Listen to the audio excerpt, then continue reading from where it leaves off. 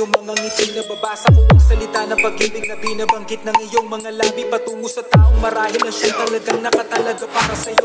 Nung tayo pa dati, tanong ko lang, ganun din kaya sa akin ang nadama mo? Araw-gabi kong binabalikan sa isipan lahat ng mga sandali. Tinuturing ko na kayamanan ng bawat minutong kasama ka at katabi. Laman ng usapan ay kung ngayon nasaan ka na, ang lahat tila ay natupad. Maliban sa dapat ako ang kahawak mo ng kamay, di ba't bago lumipad? Ang sabi mo sa akin ay huwag ka na mag-alala, mabilis lang ang 3 taon nakalipas sa ang dalawa. Heto na ako't nandito nakatingin sa'yo ngayon. Tinatanong ko sa sarili kung bakit ako pa ang napagtripan ng tadhana. Hanggang sa napatingin ka halata ka nagulat dahil sa di mo inakala na makikita mo ako sa gantong pagkakataon. Huwag kang matakot, ako'y naparito hindi para guluhin ka. Gusto ko personal na paabot sa'yo ang huli kong mensahe bago ako umuwi pabalik sa aking bansa.